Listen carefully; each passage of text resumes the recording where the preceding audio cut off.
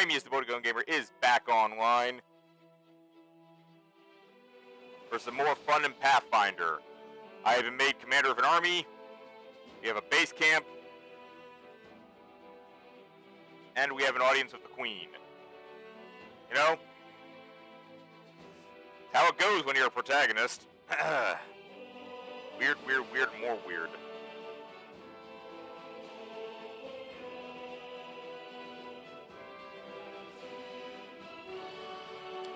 So let's see what else we got going on. Oh,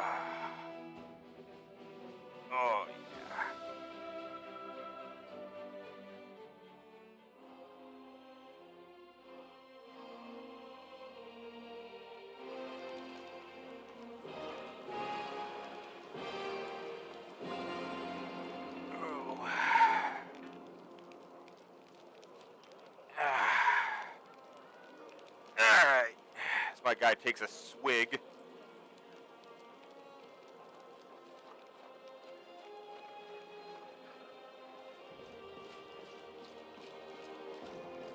Alright, this is after I sold everything, correct? Yep. So we are flush with capital, mostly. We do need a solid rest to recover my wisdom damage. What happened there? -3.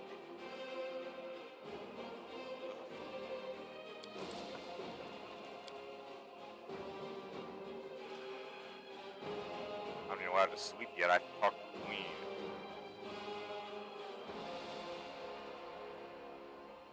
Oh, Nura. So, who are these? My new advisors? Alright. The Queen greets you with a stare.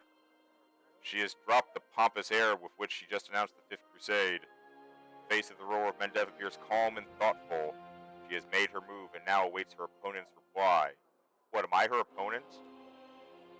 Commander, I'm satisfied with the troop review, but I do not expect they will be sufficient for the task. You will have to prove yourself a shrewd leader and hire the necessary troops with the provided funds. I hope you're not referring to the 13 grand in my pocket, because that's not going to hire a spit. I have chosen a target for your campaign, and that target is Dresden, our lost outpost within the World Wound. The Sword of Valor was kept there, a banner that was once carried by Iomade herself. Our greatest relic was lost when the city fell. I should make one thing clear from the start. The Sword of Valor is no mere symbol, but a powerful weapon against demons.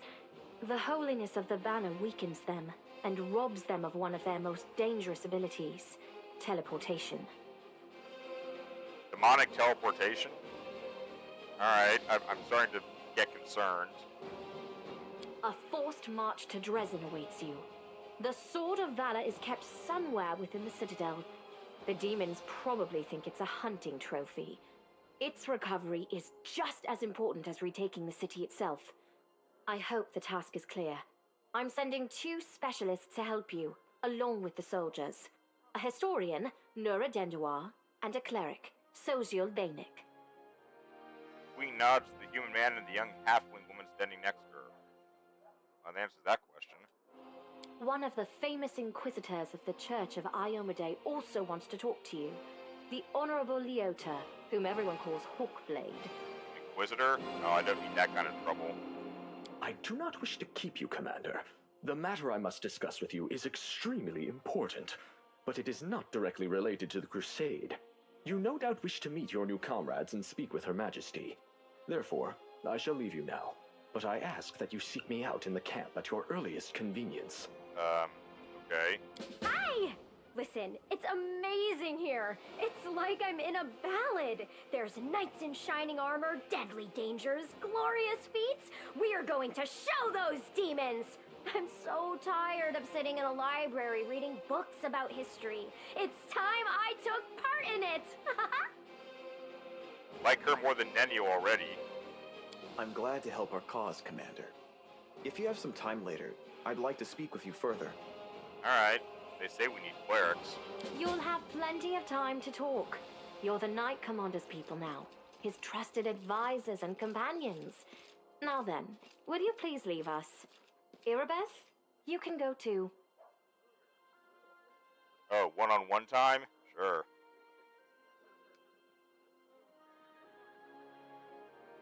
Oh, the Covenant of the Inheritor.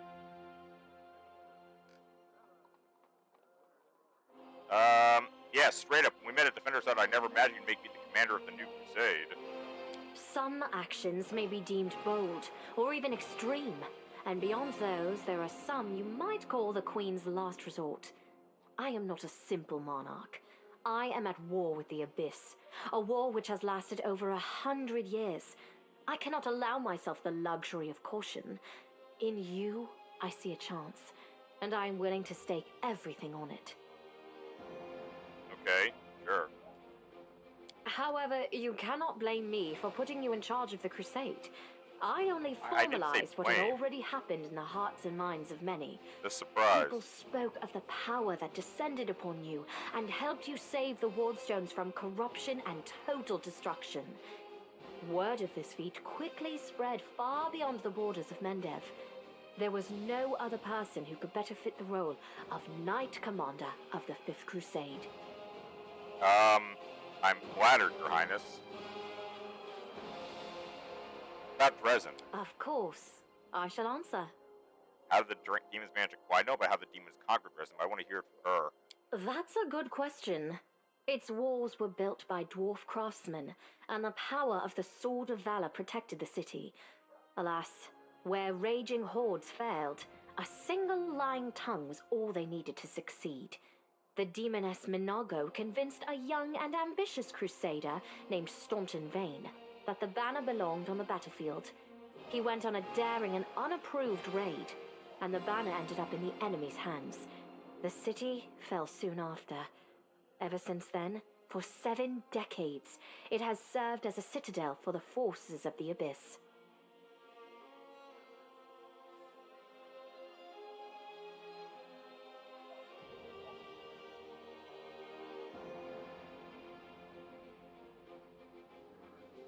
Yeah, we know all about Staunton. Oh, really? I wasn't informed of this. After Dresden fell because of Staunton, he was nearly sentenced to death. He deserved it. In wartime, men are hanged for far less. But you have no idea what a terrible sight it is. A raging crowd of crusaders baying for blood. Never have my fighters looked so much like the demons we are fighting. See why that wouldn't concern you. I commuted Staunton's sentence and stripped him of his rank. Not just for him, but for my army and my country. We are not Hell Knights. We do not maintain discipline with public executions. Hell Knights. The Hell Knights are a collection of knightly orders with a unique focus on the promulgation of law. Unlike paladins, they are interested less in the social good and charity than in the foundation's stringent maintenance of order at all costs. People cannot be trusted to obey the law out of their own sense of civility and social righteousness. Hell Knights provide the need to obey out of fear of a master's stern hand. Great.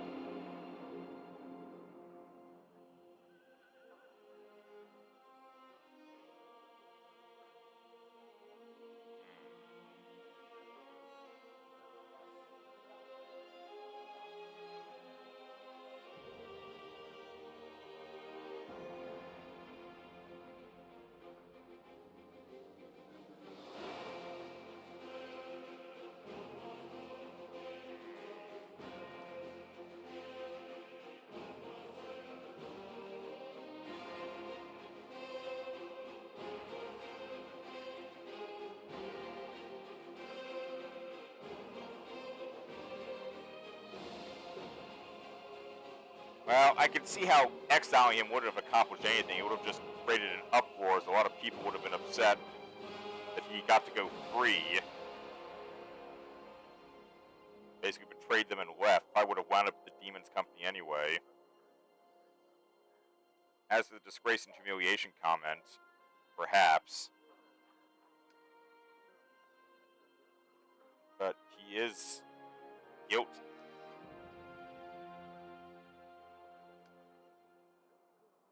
I'll just go with 1. Thank you for your support.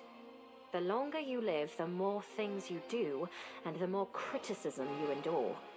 Today, Many blame me for all Yeah, manner it's of easy to reasons, point fingers. and It's few difficult try to... to understand my actions. Your words warm my soul. Well, it's not easy being commander. A lot of people dismiss leadership and say it's so easy to make a decision, but when you're in command, when you actually have the burden of so much responsibility sitting on you in so many different matters, our perspective as ordinary people is nothing compared to what people in charge have to consider. It's so much greater when you weigh so many different options, so many ripple effects of your actions. I can appreciate what she attempted to do. What forces are at my disposal? Everyone we saw today at the parade. First among them, the Eagle Watch, who remain a powerful force thanks to Irabeth's resourcefulness. Also marching with you are several minor knightly orders, as the minor volunteer units like to be called. And finally, I have personally selected some recruits from Neurosian. They have little in the way of battle experience, but great determination and a thirst to prove themselves. I've always thought that an army benefits from at least one such unit. These forces, as I said, are not enough for a march on Dresden. You will have to hire additional troops with the funds that have been provided to you. But for a brave commander, and I hope you are one, that is just the beginning. If you retake Dresden, recover the holy power of the Sword of Valor, and gain a foothold in the region, then new armies will join under your banner. The Fifth Crusade is only beginning. Many battles and victories lie ahead. You don't say. And this is why I think this one's going to take me a while, but I'm prepared for this game. I'm prepared for a long haul. It's been decades. Why do you think we're going to... What makes us different? We have a chance now that we haven't seen in decades. But it's more than that. You created this chance for us by foiling the demon's plans in Canabris. The army who attacked the city came straight from Dresden. Demon hordes from the Abyss are usually encamped there, but many of them perished on the streets of Canabris. This really sounds like Dragon Age Inquisition. We must attack swiftly, before they can restore their forces. When the city is free and the Sword of Valor appears before our soldiers, they won't be sending in any more reinforcements. Demons cannot teleport into an area protected by the banner of the goddess. Okay. Long term? Now you are talking like a real knight commander. However, answering your question is not easy. To win this war, we must bar the demon's way. There are a few planar rifts leading to the Abyss across the territory we call the World Wound. The best specialists we could find have tried to close them on separate occasions, with no success, as you may have guessed. Well, it's probably more complicated than that. Then there's the little issue of the Aeon and their perception that everything's been thrown into imbalance by both heaven and hell. Rip Ko's mental health? What happened to Ko? Not that I'm hugely on top of his day-to-day affairs. Is he okay, Darth? The World Wound is more than just a chain of portals to the Abyss. We do not understand its nature yet. Oh, wait, The hello, methods Darth. of rift closure known to you magical doing today? science simply do not work here. However, we have a hypothesis, and a rather well-grounded one, You lost that we another must pet? begin Oh, at the that source sucks. of the problem, the place where the World Wound was opened. It's always rough losing a cherished animal companion, a pain Busy knows all too well. She and her family have lost several cats in the last couple of years. It's always rough. Something I'm trying to keep out of my mind as I watch Penelope.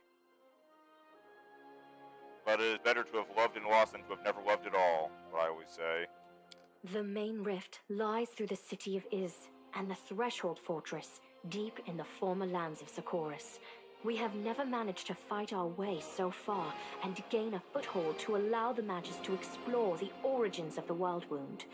So, the next step, after you succeed in Dresden, is an offensive push deeper into the World Wound, with the aim of reaching Threshold. The very threshold of the Abyss. That is awfully ambitious, Your Highness. It sucks because he lost one recently and now he's lost another one. Yeah, I know. And again, I understand his pain because the same thing happened to Busy. She and her family lost several pets in a distressingly short space of time. Wonderful. Hey, Your Highness, you want to hear something funny? Did you know that the souls of angels from heaven are confined in the Wardstone? I had guessed as much. Really? Many angels fought alongside us in the First Crusade. Heaven was unable to mobilize its full might to aid us, but individual Celestials volunteered to fight for our cause. Then one day, they all vanished, saying that they were setting off on an important mission. Not long after, Iomede's herald erected the first Wardstone in Kenobris, and then the others in cities across Mendev. Even back then, I had nagging doubts, but my faith in Iomede easily assuaged them. It is for us to serve the goddess after all, not to question her works. Well, get ready for me to question a lot of shit, I guess. In any case, I am glad you did not allow the demons to commit sacrilege and gain control over the Wardstone in Kenobris. We might have lost one of the Wardstones, but the chain is still standing. Yeah. Oh, by the way, I had a vision in a cave under Kenabris and may have picked up the residual powers of a dead angel named Lariel from all your legends. Lariel? I knew him. Seriously? He Oh, yeah, disappeared right. shortly before the world wound grew, and Dresden fell into the enemy's hands. In the chaos, we had more important concerns than investigating the fate of a single angel. Even one so righteous and beloved as Lariel. And afterward, matters took a turn for the worse. I bet. The angels left us to go on their special mission. Wardstones. It is so strange to hear the names I used to hear when I was young. Like getting a message from the past. It is sad news, but it brings me back to the times when we strongly believed in our victory, and we rushed headlong toward it without fear. Could it be that such times have come again? Oh, it's obvious you think that, otherwise you won't be encouraging me to take the fight to Dresden and are talking about marching to the very threshold of the world wound. No. Sure. Share the covenant of the inheritor. You remember this? This. I thought this relic was destroyed many years ago. How strange it is to see it whole again. At one time, it gave me hope. I am pleased that this object will serve the crusade once more.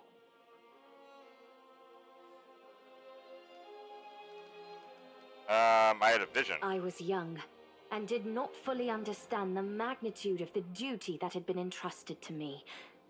Iomede gave me hope and strength to see me through the trials ahead, and in so doing, she won my everlasting loyalty. Uh-huh. You still remember the oath? Always. No matter how arduous, no matter how dark the skies, no matter how much blood flows from my wounds, I shall stand with you.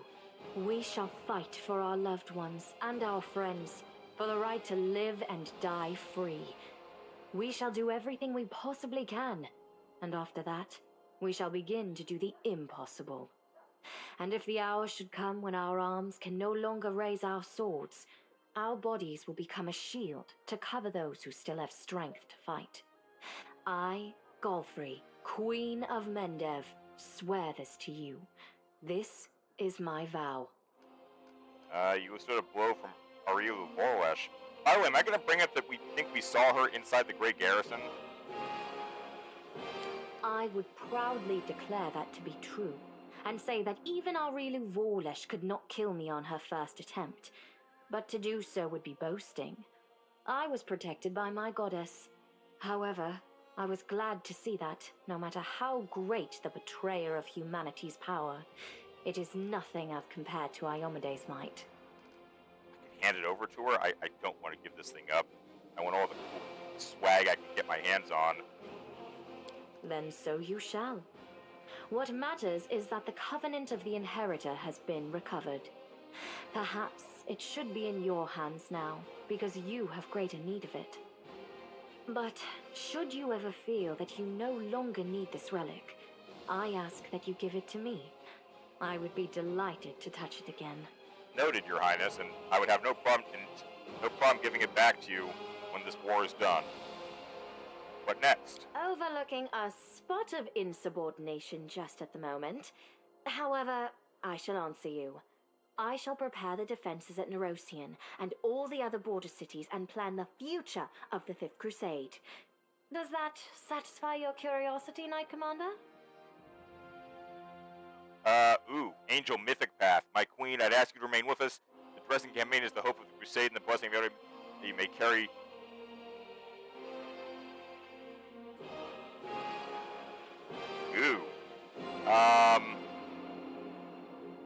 I could talk some serious sass to her. Does the Church of Iomade really spend so much effort prolonging your life, Queen, just so you can watch the battle from the rear? You're the living banner of the Crusades and your duty is on the front lines.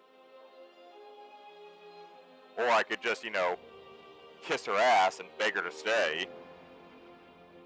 I'm intrigued about being sarcastic. It's been a long time since anyone tried to talk to me quite like that. Like an interrogator at a trial. Yeah, that's because everyone's too afraid of you. I don't know if you realize what you're suggesting. If our enemies in the depths of the wound were to discover that I was with your army, they would immediately send their most vicious demons to attack. They would stop at nothing to be rid of me, and thereby sow chaos across Mendev. But you are right. I shouldn't be sitting it out in the rear. I am a warrior queen, and a queen of warriors. Yet my fighters have forgotten what I look like. Fine. I shall join the crusade, but on my own terms. First, I shall assemble my entourage and lead the parade out of the camp. Oh. I shall catch up with you later, along with a few hand-picked bodyguards. We'll change our armor, and I'll become a knight of a minor order and join the troops incognito. Cool. Until we approach Dresden, no one should know I am among you. But before we storm the city, I shall show myself to the troops and join the battle. Let it be a surprise for the demons. I hope you won't complain of my company on the road, Commander, since you were the one who insisted upon it. Do you have any other questions? I'm good, Your Highness. The task is clear. And on my honor, give or take, I will do my best to complete it. Splendid. Ah, yes. We have one final matter to attend to. It should be rather enjoyable. Count, there you are. You received my instruction? I did, though I did not have time to read the thing before I was dragged before your majesty. In truth, I was readying myself to depart. Hey, Darren. No matter. I trust you will forgive your sovereign for the rather brusque summons, especially when you learn what prompted it. As you are aware, he has recently been appointed my Knight Commander of the Fifth Crusade. I spent a long while pondering whom to appoint to the highly sensitive post of Commander's Field Officer and Advisor Plenipotentiary with our portfolio. Congratulations, Count. No!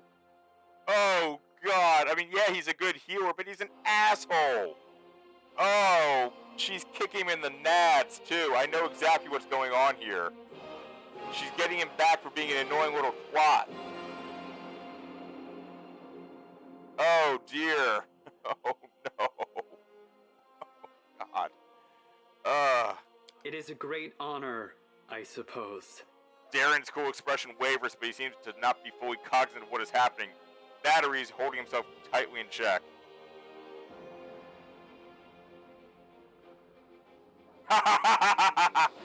Oh, there's the perfect response!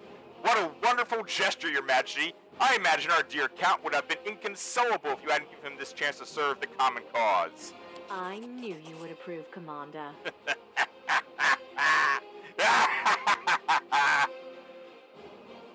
I had my doubts about whether you were ready for such a responsibility, Count, but your conduct in Kenobris has put my mind at ease. So, you will travel with the troops to Dresden. Only the commander may remove you from your post. But I trust that you will dutifully fulfill his orders and make a good showing of yourself. I may not like you, and you find me a passing fancy, Darian, but you know what? You got drafted, son. Welcome to the war. Especially since word of your appointment, Count, will reach the court at any moment. All of Mendev's nobility will be following your successes in service to the nation, including all of your devoted admirers.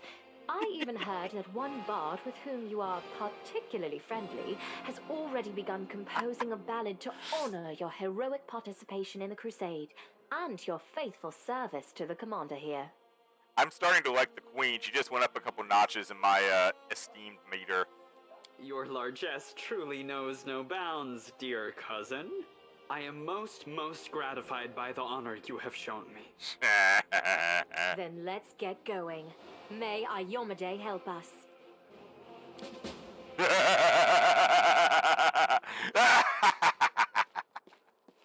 That was worthwhile. Sup, Anivia? What is it? Anivia sweeps an inquisitive glance over you. So tell me straight, how'd that brawl at the Grey Garrison end? I heard the rumors, of course. That's kind of my job, you know, to listen. You've no idea what cobblers the Crusaders say about you. Some say that Iomedide came to you and appointed you her herald. Others say that you died, and honest-to-God God's angel is now leading the army disguised as you. Still others say it was just an explosion at an alchemist lab, and I'm the one spreading rumors about your powers. I wish. But you know, you really have changed since the Grey Garrison. Hard to describe, but you become kinda... Anivia waves her hand, trying to find the world. Stronger, charismatic, stately, smarter. I'll try charismatic. Everyone's flocking to my banner, that's a charisma win. More dangerous. I have a gut instinct about these things. If I didn't, I'd already be dead. You're dangerous, Commander, and by Desna I hope you'll be dangerous to our enemies and not to us. Or to yourself. Oh, well, that gives me shivers. I should go. Alright, you watch yourself now. Where's your wife? I gotta tell her I found her family scabbard.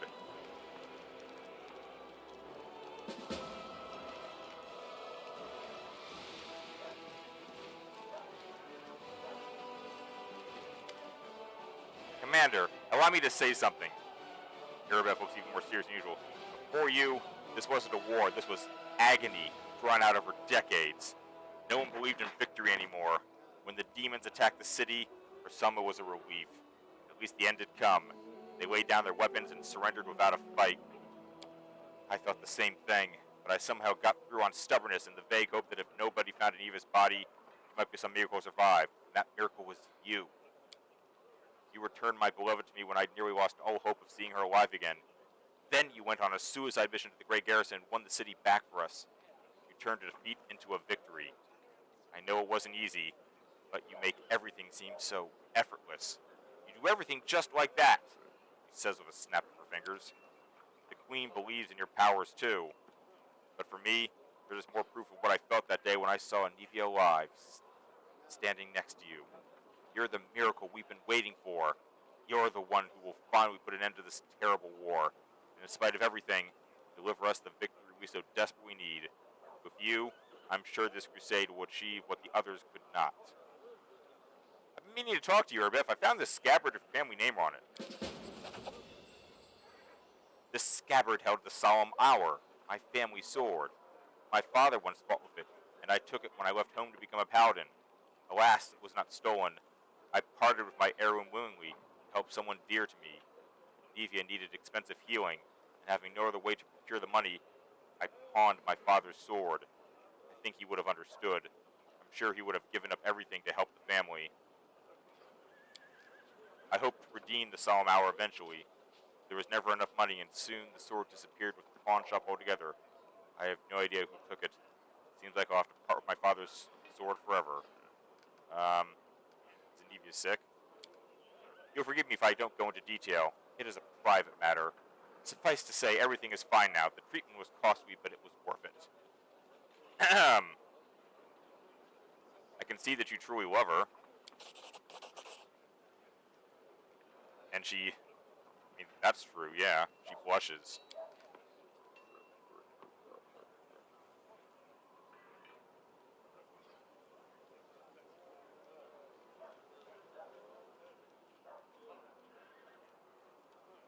Locate escort quests. Okay. Oh, that is unfortunate. My parents were loyal servants, yet it wasn't enough to earn them a title or coat of arms. Still, however humble our name might be, it is worth something. I don't know if I'll ever see the solemn hour again. At least I have its scabbard back. Thank you.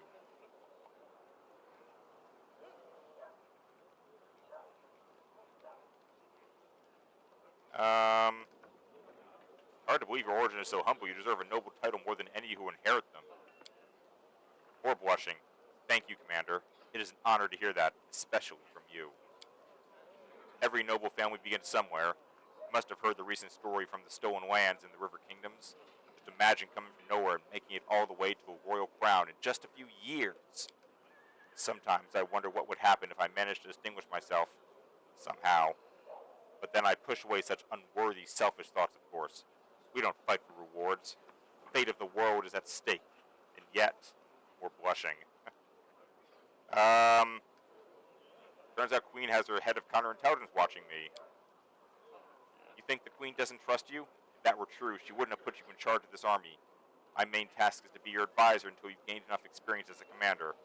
As for counterintelligence, Nefi and I were tasked with keeping an eye on your inner circle. But you're not under suspicion, Commander. You're under our protection. I'm flattered, thank you. So what can you tell me about the reinforcement thing?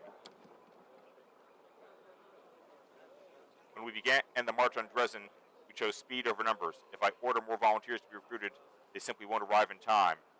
We could pay mages to deliver the troops to the camp, but I doubt that our army's coffers could afford it.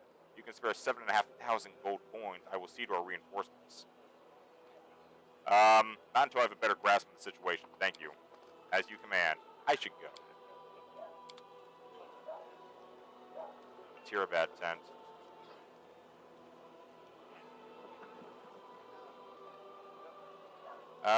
Darth, escorting a character across the whole map. Character that won't run, same speed. And you had to do it twice. Yeah, I can appreciate that being extremely annoying. What can I steal from the Tirabads? Quite a bit, actually. Ooh.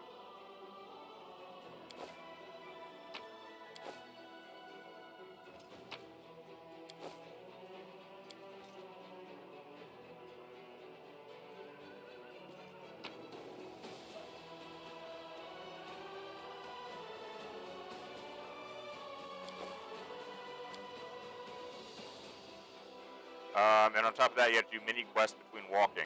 Wow.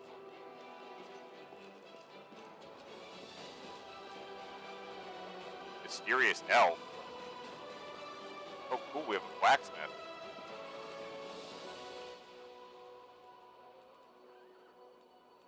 Alright, let's see.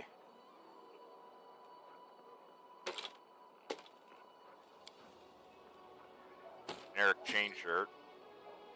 Half plate of vigor. I will talk to the elf. I am selling shit. Patience. Patience is a virtue.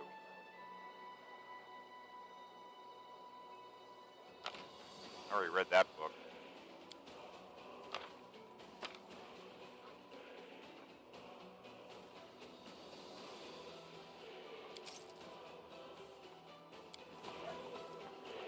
Alright, who are you and how'd you make it into my base?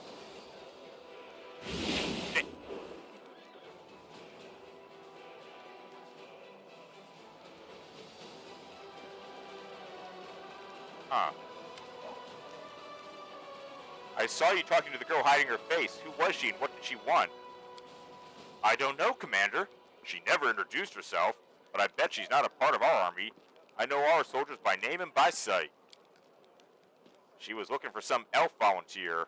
Wanted to know which tent he was sleeping in. At first I thought she was a messenger from Mendev. She definitely wasn't one of us. But now I see how it looks mighty shifty. She was some sort of spy then. Oh, I wonder if that's Kalessa. Hey, Woljif. What do you think of the new powers?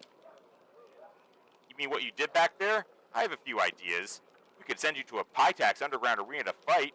Give you a scary name like Swift Sting or something like that. give you a great cover story. Enemies burn down your house, you're avenging your dead family, the public eats that stuff up. You wear a shiny, eye-catching outfit, or a black one if you like black better. We'll split the prize money 60-40. 60 for me, of course. You know, arranging fights isn't easy. These people are tough. I'll be taking more risk than you. And after we get it set up in Pytax, we'll tour different cities, make some real money. What? You don't like the sound of that? Yeah, anything else? I got one more. You ever heard of Razmirin? Some land in the River Kingdom ruled by King Razmir. A friend of mine used to live in Razmirin. He got out of there as fast as he could. Long story short, this King Razmir of theirs is a god. Keeps his people under his heel. They're all terrified of what he might do. Sits on his throne wearing some white mask, giving power to anyone. Come and take the power from me, he says, so long as you believe in me. Woljev quickly checks to make sure no one is eavesdropping. That friend of mine, the one who fled, has a half-sister on his old man's side who's a cook in the castle, and a washerwoman who the cook plays cards with in the evenings told her a juicy rumor. Word is, Razmir isn't a real god at all, and he's got powers. So here's my point. You do have powers, pretty scary ones too. We'll find some shabby little kingdom, I'll start some rumors, you'll show off a few tricks to wow the locals, and that's it! We'll make you a deity! But first, I want you to put it in writing that I'll be your chief advisor. I'm not doing anything just on the nod. I've been there. People promise you mountains of gold, then when it comes to it, they're all, get lost, or I'll set the dogs on you. So you like the idea?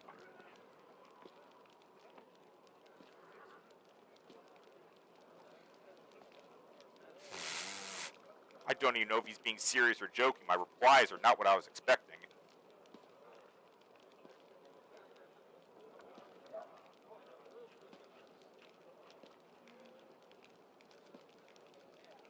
I'm not going to call him a heretic. That's just extreme. Yeah, sure. Cleaning privies is disgusting. Deceiving the entire kingdom is an art. You're not appreciating what it is I'm offering you, Chief. I don't make offers like that to just anyone, you know. Alright, Woljev. Thanks. Alright, Horgus. If that's your real name. There you are. I've been waiting. As you see, I too have joined the crusade. I don't know how to swing the sword, but war is costly and I have money. Besides, my intellect and business sense may prove useful even on the battlefield. Besides, I believe I owe you an apology. The way I behaved was rude, ill-mannered. You are an honest and honorable person. You have clawed way up from the bottom of society to the title of Knight Commander. You are friends with Queen Galfrey herself. Such persistence deserves respect. Orgus tilts his head in a brief acknowledgement of your merits. Please allow me to give you this magic amulet from my humble personal treasury to mark our future cooperation. Amulet of black blackened mirror.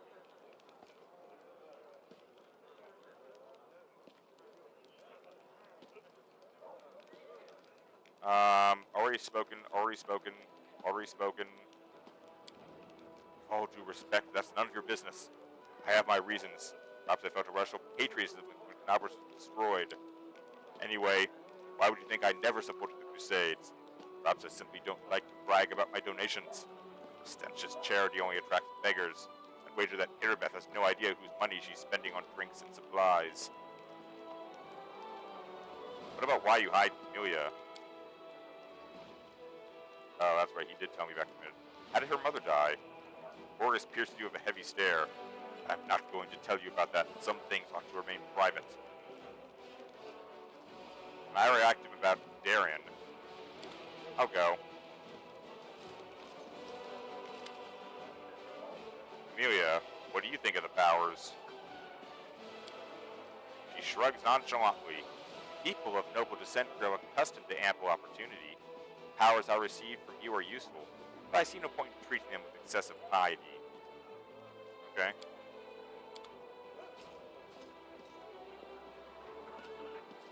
So Hillor's still here.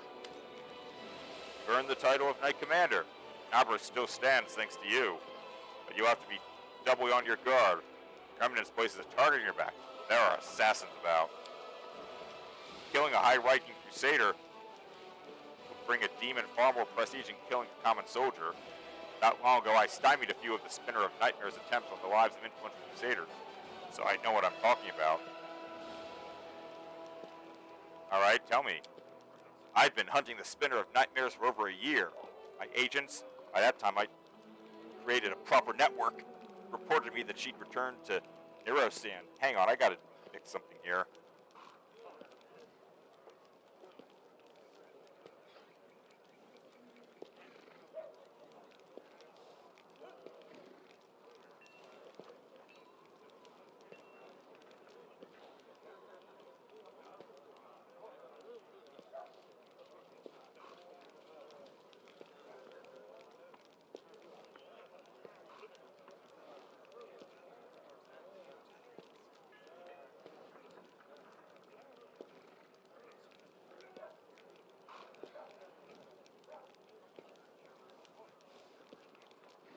Much better.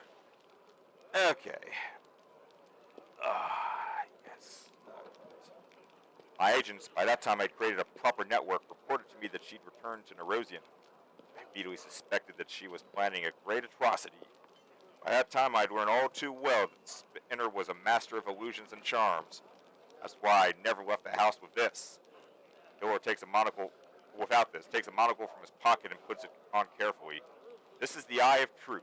It allows me to see through illusions. My friend got it from the priest of Nethys. However, neither this monocle nor my network of agents were adequate to prevent the attacks. We were nearly too late. The Spinner of Nightmares decided to strike at the Cruciform Cathedral. They had gathered to celebrate the victory of the First Crusade. It was a great holiday. There was a lavish ceremony at the cathedral. Influential priest, Anthoclitus, was in charge of the festivities. They were intending to crown him with a tiara, a symbol of his high status. The sacred tiara had been replaced. Spinner had obtained an Intilus, a sentient and rather ominous cephalopod from the other end of the world. She raised it from an elver and trained it carefully. She cast an illusion on it so that everyone would see it as a tiara. The moment its shell was placed on Anthoclitus' head, the cephalopod released its tentacles and penetrate the priest's skull. Its poison would seep into his brain, and it would seize control over Anthoclitus' dead body. Fortunately, we were able to stop this madness in time. I spotted the Spinner of Nightmares in the crowd, chased her down, and we ended up crossing swords on the roof of the cathedral. I nearly defeated her, but she fled upon a giant stallion. I was able to run across the air as if it were on the ground. I was so close to catching her. She'd suffered a setback, but I let her escape. Ilor's bitter and angry smile shows he hasn't made peace with his failure.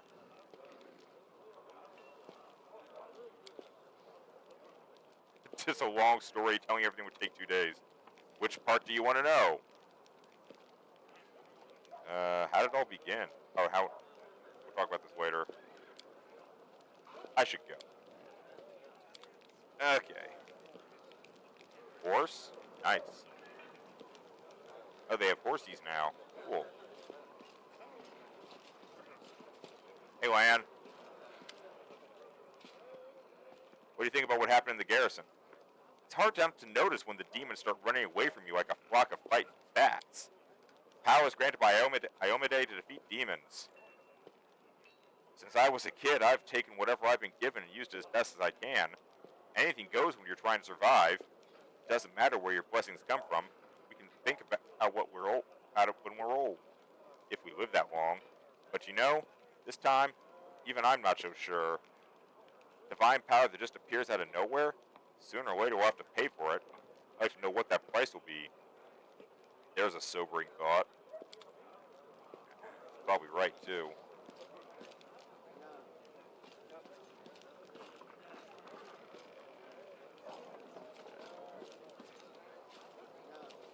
Hello. So, what do you reckon about everything that's come crashing down on us?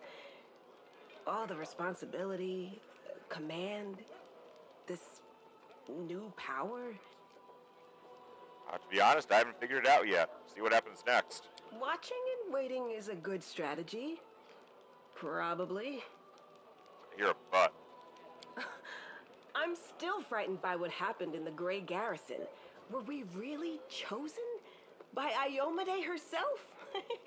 You know, back when I was a snot-nosed kid who just started down the path to becoming a paladin, I imagined once or twice that I was going to do something heroic. The lights would shine down on me, the trumpets would sing, I'd hear the voice of the goddess, or at least her herald, you know? I'd be informed that I had been chosen for a great cause. But that's the point where my imagination always failed me. Well, imagination and reality are never the same. Somehow, it really happened. Without all the trumpets or the herald or even anyone explaining what I had to do. Though it's clear as day, my place is here, in this demon-ridden wound. Quite a lovely war going on, in fact. Endless, I hear. I'm gonna need some time to wrap my head around this. Spare me an hour and I'll crawl into some dark corner and whine about my hard lot. What can I tell you? I cry easily. I got nothing.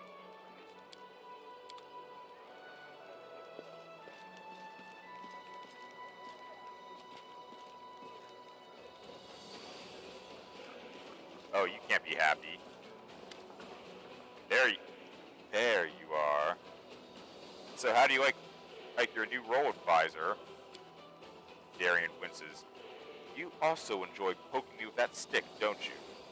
Imagine it, me, a crusader. If my dearest cousin hoped to teach me a lesson, she managed it perfectly. An assignment I couldn't avoid without losing face. This idiotic journey leading straight into the demon's maws. I could have been on a pleasure boat right now with the loveliest songstress and Pytax on my arm. A bottle of the finest Keonan wine to keep us company. Yeah, life's a bitch, ain't it? What do you think? Looks like it. I genuinely hoped that getting away from you would be the end of it. If your gift truly did come from Iomade, then giving me a smidgen of that power was a very subtle joke on her part. I had no idea that our divine Lightbringer of Mendev even had a sense of humor. Don't get me started on my many acts of sacrilege against her. That obscene engraving. The truth about the test of the Starstone is the tamest one by all. Alright, well, I'm going to leave you to stew in your juices.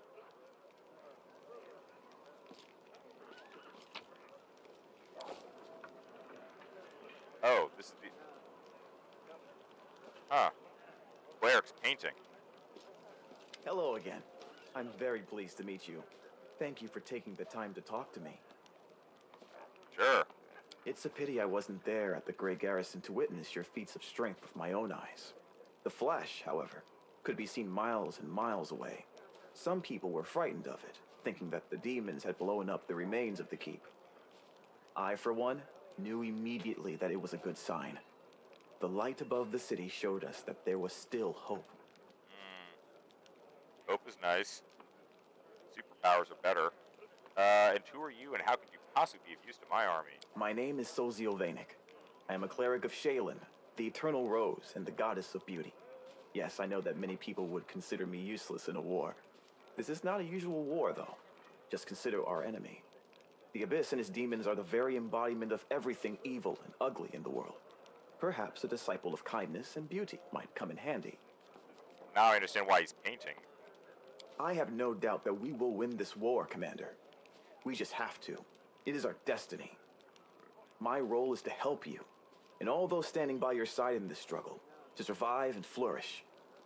Everyone deserves the chance to find peace and happiness in the world that they are defending so selflessly. So, we declare the Fifth Crusade, and the first cleric we get is the Cleric of Art. Cleric's eyes linger mournfully on the canvas. The unfinished painting depicts a temple crowned with a rainbow-tailed bird, symbol of Shaylin. 5 people dressed in robes stand before the temple, men and women, young and old. They all gaze back at you with radiant happiness and joy in their serene eyes. My brothers and sisters in faith. They sent me for help, and then they saved my life, Commander.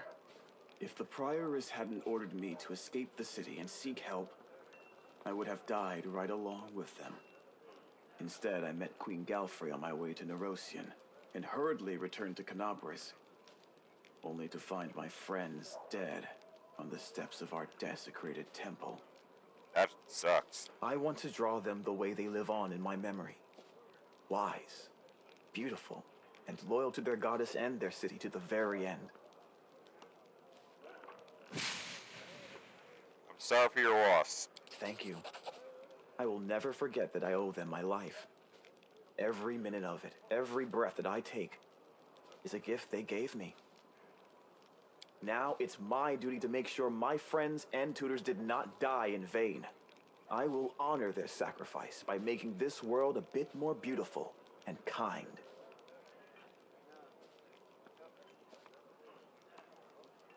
Good for you. What made an artist enlist in the army? Perhaps I am a true artist, or simply an amateur who defaces canvases in my spare time. My goddess is a patron of art, so painting is part of my prayer, and I put all my heart into my pieces. But I am a cleric above all else, so I must also tend to others. I went to war because here's where I'm most needed. Sure, I could be painting idyllic landscapes and offering empty prayers to my goddess, but that won't stop people from dying. My goddess has no tolerance for false piety. You wanted to talk to me? Yes, I have a personal request.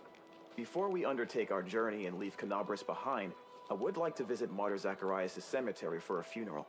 It's not far from here, and it's important. I would like to pay my respects to my friends from the Temple of Shaylin who died defending the city. Also, if it's not too much trouble, I would like you to come with me to honor their memory. Their friends and family will be at the funeral, and perhaps the commander's personal presence will bring them comfort. I know that you are burdened by many cares right now, so I understand if you can't find the time. But if you could, I would be sincerely grateful. Sure we can squeeze that in. Nice meeting you. I should go. You must be rather busy indeed. Leading a crusade all by yourself is no joke. I still believe that you are up to the task. This war has been raging for 100 years, but you've given us a chance at victory.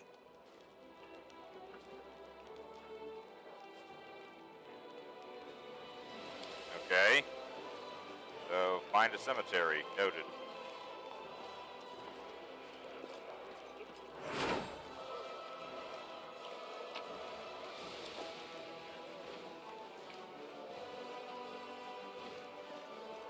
Oh, and you. Commander. A tall man with piercing yellow-green eyes gives you a brief nod.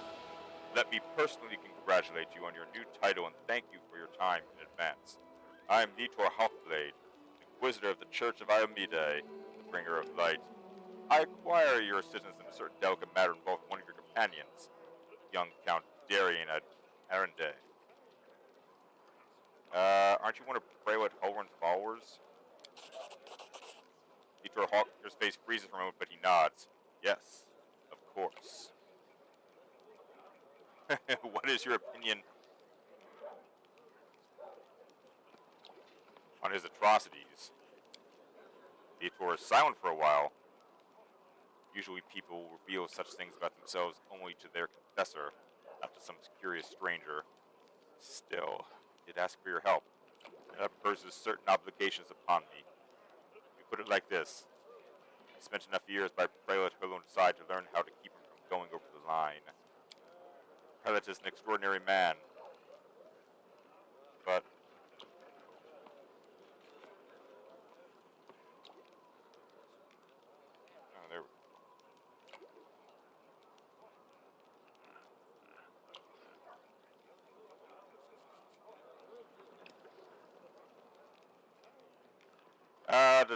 there. But he has fallen prey to his own paranoia and monumental sense of responsibility, which has gradually eroded his razor-sharp mind. He has witnessed so much hideous darkness that he now sees it in every shadow. His strength was and still is a shield for all the people of Mendev. That is my opinion. His comrades and advisors are necessary to prevent him from making unforgivable mistakes. Where were you during the attack on Canabras? I was on the hunt. A very successful one, but, as often happens in life, this minor success was a mere harbinger of a larger failure. I had been so far away from Canabras on the day of the attack, I might have been able to help my comrades prevent a number of deaths. Well, thank you for your honesty. It's not an easy topic for me. I'd prefer not to discuss this again. So, what brings you here?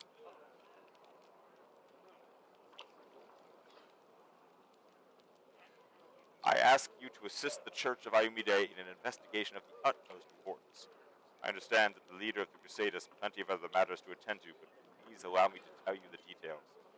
Perhaps it will explain why I'm calling upon you. The Wizard's open face instantly reveals his feelings, frowns and looks through you, lost in his thoughts for a moment. I suppose you have already heard about Count Arende's story, or have heard of his tragedy at Heaven's Edge Estate. Yeah, I know all about that, how everyone died but Darren. You're going to investigate this old case again, aren't you? Yes, I am. I have several reasons to doubt the widely shared account of what exactly happened at the estate and how it happened. You see, Commander, I was among those sent to examine the estate after the incident. I saw everything with my own eyes, and I still remember it clearly, even though it feels like it happened a lifetime ago. Heaven's Edge was a unique place that still carried the spirit of old Mendev before the world wound. On that day, it turned into a labyrinthine house of horrors, like something only seen in our nightmares. Apologize for the digression. I wanted to tell you about my suspicions. Everything about that incident seemed odd. Why was the only person left alive a young boy with a newfound talent for divine magic? Why did nobody send to Knappers for help, even though the agony spanned many hours?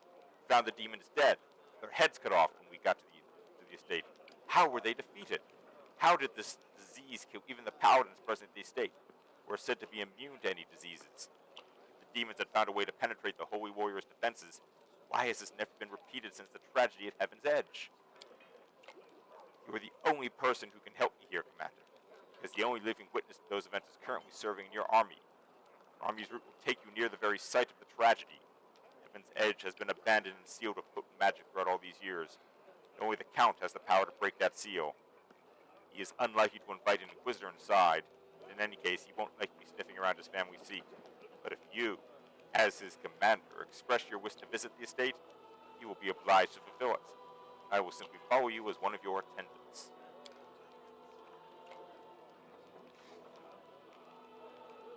There are 100 ways, 1,000 paths, and myriad loopholes in human lives that the forces of evil can use to their advantage.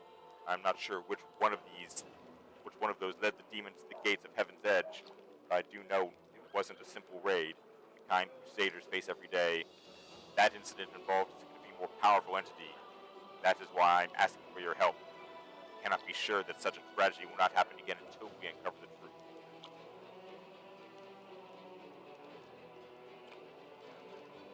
You've been out there a bunch of times. What more do you expect? I was a young and inexperienced Inquisitor when I first visited Heaven's Edge 10 years ago. My skills have improved significantly since then. I have paid dearly for that. Detour makes a vague gesture pointing at his scars. My arsenal includes many spells and techniques dedicated to gathering information about people and events. Almost all of them require me to be physically present in the place where the event in question happened. That's why I must return to Heaven's Edge. Well, he already explained why he needs me. Did you question Darren? I did. The Count insisted he couldn't remember anything about the incident due to severe shock. He saw the demons at the very beginning when they appeared at the celebration to announce the onset of the plague and mock their victims. He also witnessed the death of his mother, Countess Selena. That was all he would tell me. We had found the young Count sleeping like a log on the floor in one of the rear chambers, having drunk about half the family wine cellar all by himself. There is no reason to disbelieve him on the matter. You suspect Darren of hiding something. I deliberately refuse to entertain any theories or suspicions so that it doesn't affect the investigation. There is a saying among my colleagues that suspicion is the mother of prejudice. Prejudice is married to failure. I can only tell you that Count Arende wasn't suffering from demonic possession, the most common malaise in our country at the time. Prayat Holoran himself examined the boy right after the tragedy, and he didn't sense anything awry with him. Alright, I'll help you. Theodore bows his head with exceptional reverence. Thank you, Commander. Now I ask you to speak to the Count and tell him that you wish to see Heaven's Edge. Please do not inform him of my presence right away. I will join your escort when it's time to travel to the estate. If we get there, I will also require your help during the investigation. You will have to follow me, observing my actions as an independent witness. Okay. If you have any other questions, please feel free to ask me. I will remain here for a while. Tell me more about your Inquisitor. I want to know who I'm dealing with. I am Ulfin by birth, but I have lived in Mendev for most of my life, dedicating myself to the service of the Inheritor. My warrior brethren mostly worship Gorum, but I've never been eager to fight for the sake of battle alone. I was a good fighter in my early youth and could easily best most of my peers. I didn't enjoy showing off my skills. Victory is bland on its own. Purpose adds flavor to war. I can't say that I've always been a faithful sword of Iomede. Back in my mercenary days, fate brought me to the borders of Mendev, where I spent quite a long time among the Crusaders, fighting shoulder to shoulder with my righteous comrades in arms and watching demons commit their atrocities. Eventually led me to something I have been seeking my whole life, purpose and faith. That is how I found my calling. Even though it may be hard at times, I've never regretted my decision. Alright, I'll be back.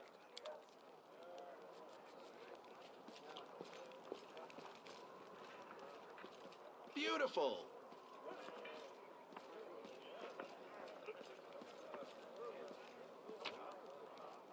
Hey, Olbrig. So you're the war chief now. You're going to lead us to free Sarkor from those Fae. Olbrig nods his head in respect. I felt it at that moment. I saw you. This one is special.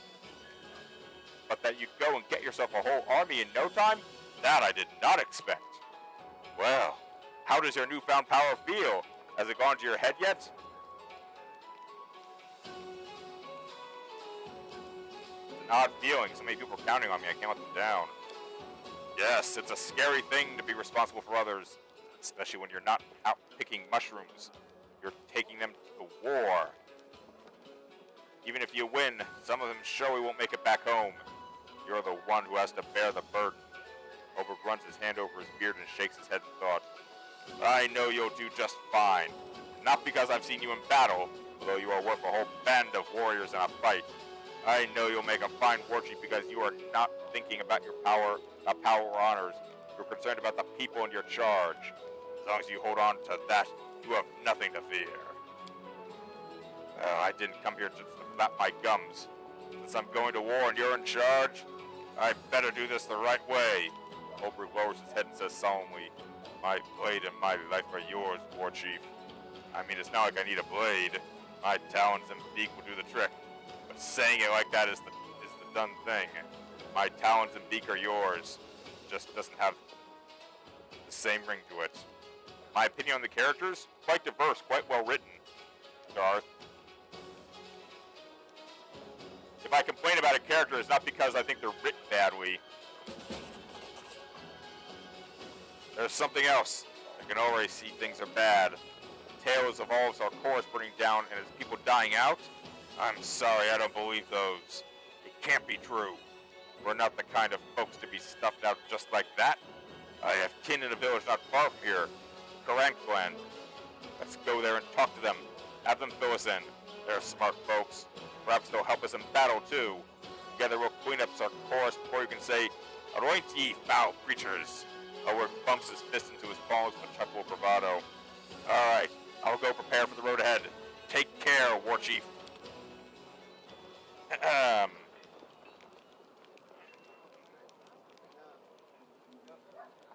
Loot is magically appearing. So I can go sell more stuff and scrape in a few extra cash.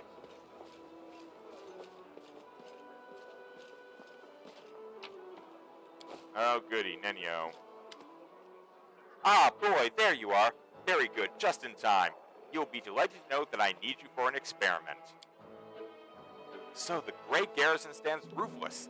Demons are running for the hills with their tails between their legs. Mendev's queen, what's her name? It's on the tip of my eye, yes. Galfrey. It's scurrying to and fro, and all this is somehow connected to you, my loyal follower. Thus far, there is no scientific evidence of your exceptionality. One discounts blind faith in divine intervention, which I do. We, people of science, refuse to believe in the inexplicable without any proof. We are the ones who explain the inexplicable. And therefore, open your mouth and say, ah, for me. What? Isn't it obvious? I'm going to study you. Come along, don't stand in the way of science. And, wait, why? Perhaps there is no connection, or perhaps there is a direct connection. Never know unless we try to find out. Fine. Nenio peers into your mouth with a practiced eye. Alright, your throat's fine. Tongue looks perfectly normal. Your breath, she sniffs. It smells in line with the regular functioning of the digestive system. Now for your teeth. No detectable alterations. By the way, did you know that many individuals, while being wholly civilized representatives of their races, still have an amazingly powerful bite? As if someone we were calling something, Nenio probably pulls her hand out of your mouth.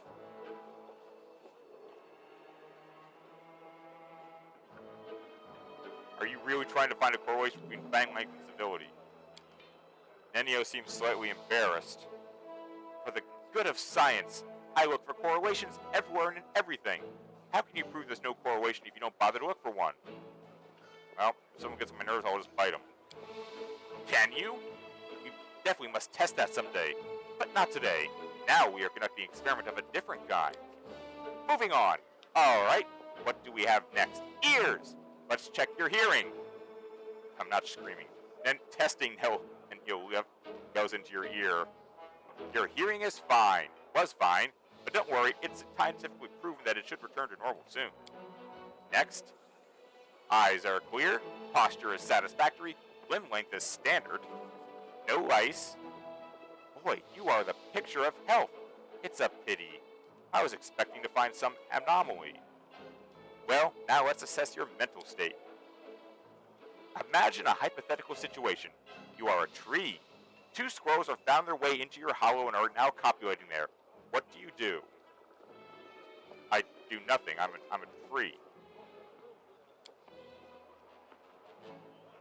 An unconscious act of withdrawal along with a lack of trust in your own abilities. Or perhaps just a healthy dose of pragmatism? On to the next question. Another hypothetical situation. You are a tomato. You have just been picked from the vegetable patch and put into a crate. You know that today the cook will use half of the tomatoes from your crate to make soup. What do you do? I'm a tomato. I'm dead. An unconscious act of submitting to the unspoken rules and laws underpinning the functioning of the universe. Yes, it is all quite clear to me. Did she just accuse me of being a conformist? Because she's probably right. Unstinting adherence to the law and complete indifference to everything else. Your manner of judgment almost reminds me of an Aeon. Perhaps you are somehow related to that race. On that note, I deem this experiment complete. Thank you for your participation. And he looks at you pensively and then gestures at you with a wide sweep of her arm. And yet you remain a puzzle to me. I love puzzles. One of these days I will solve you completely, unless I forget. Now I have time to answer your questions. Come on, ask away. I got nothing. We're good. We are totally good.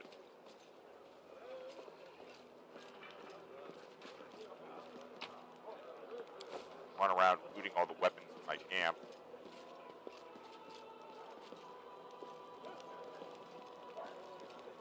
Let's see what we can do.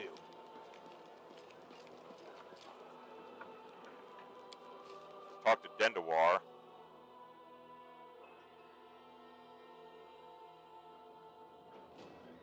Oh, more loot from her too. Thank you. Alright, Nura.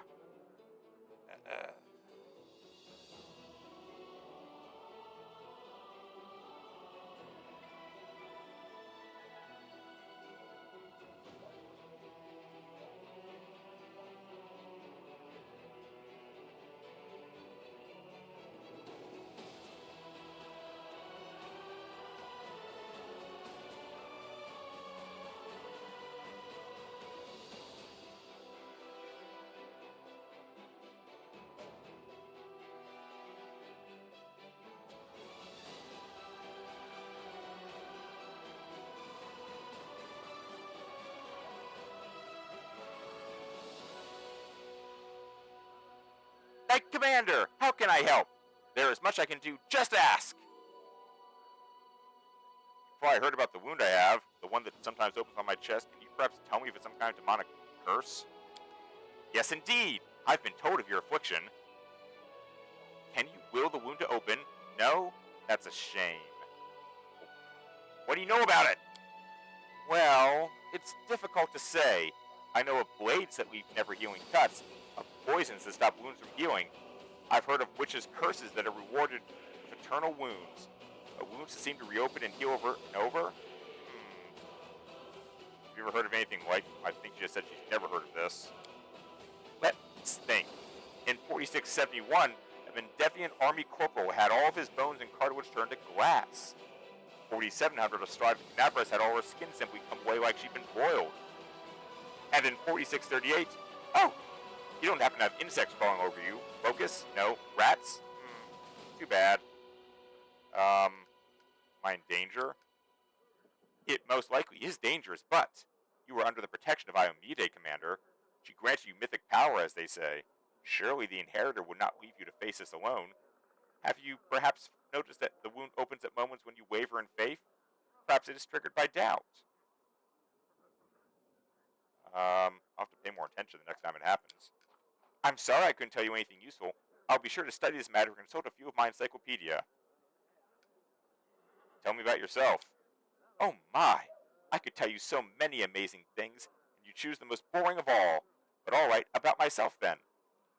Where are you from? Isger. Oh wait, I gotta get kitty food.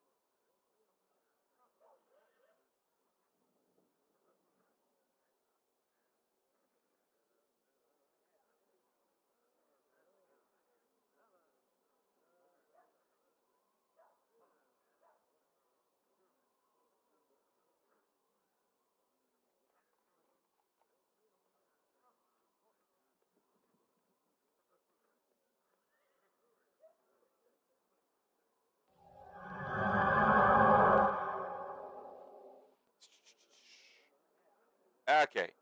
Isger, a small piece of land that proudly calls itself a country. Though it has been independent for a single day in all the centuries it's existed, they have a lot of national pride, but all of it's borrowed. Always looking to the great day when they can last be free of the rule of Cheliax. Military nation.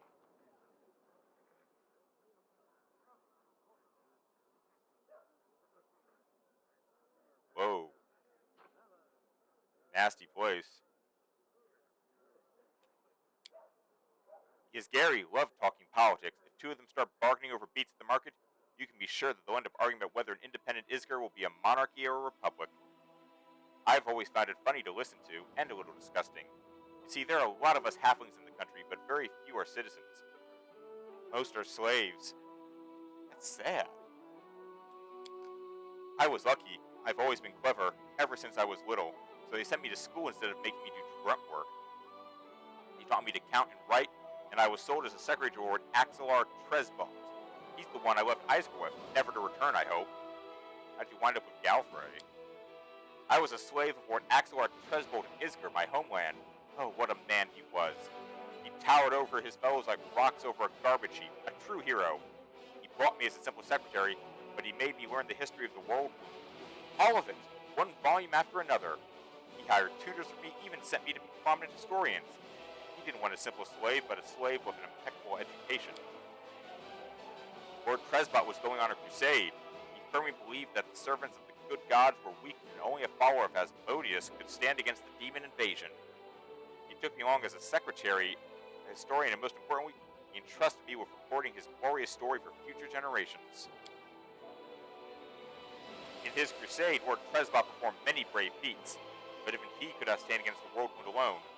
This final battle with the demons, when my lord realized he was doomed, his final act was to cover my retreat, so I could tell the world of his great deeds. Some people have said that what he did was not heroic, this arrogant moron puffing himself up one last time, but I say curse their tongues!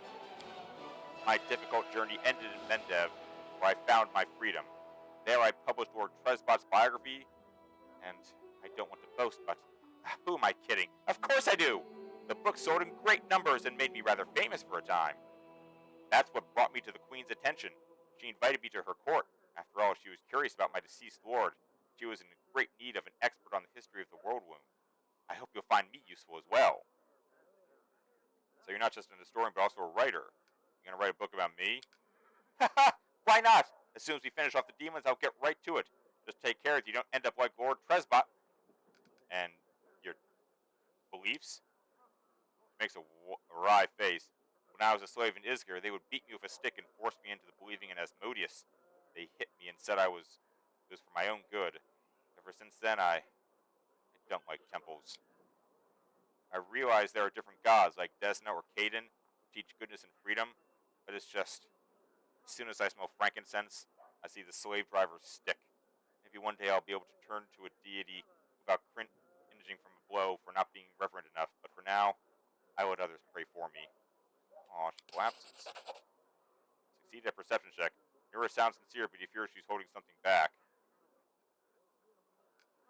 Thanks. Alright, tell me about the Whirlwind. Oh my god. Seriously? Old Sarkoris, the wound opening, and all 4 crusades? Get us right to lunch.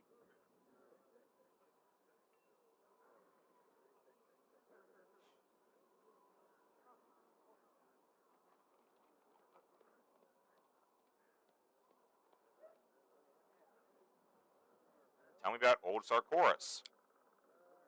It was an unforgiving country, inhabited by numerous tribes of Kelid barbarians. Imagine Numeria, but without the metal mountains, the realm of the mammoth lords with a milder climate. That's Sarkoris. The country was ruled by priests of forgotten deities and shamans. It said even back then, before the Whirlwind, the boundary between the worlds was especially thin in this region. Since ancient times, Deskari had his claws sunk deep into the minds of the locals. His cults thrived here for many centuries. Rodin tried to stamp them out, but in the end, of course, he passed away. And the Whirlwind? It happened the year Rodin died, 4606, a little over a century ago. No one knows if the timing was coincidental or if there's some connection with Rodin's death. I'll tell you what we do know. The priests and shamans who ruled Sarkoris hated arcane magic and all who practiced it. Wizards and sorcerers were driven from the land, or worse. One of their prisons held a witch named Arilu Vorlesh. Nothing about her besides her name, and of course, the atrocities she committed. By some unknown method, she managed to harness the terrible power of the demon lord Deskari. Together they tore open the barrier between worlds, opening a rift to the abyss in the very middle of Sarkoris. The Whirlwind slowly but mercifully expanded, devouring more and more land. In a matter of years, Sarkoris was a memory. Sometimes, I think, what did they do to Arilu in that prison? Just imagine. Ready to give herself to the abyss. Only the demons might devour her torturers along with her. Imagine such hatred. terrifies me. First Crusade.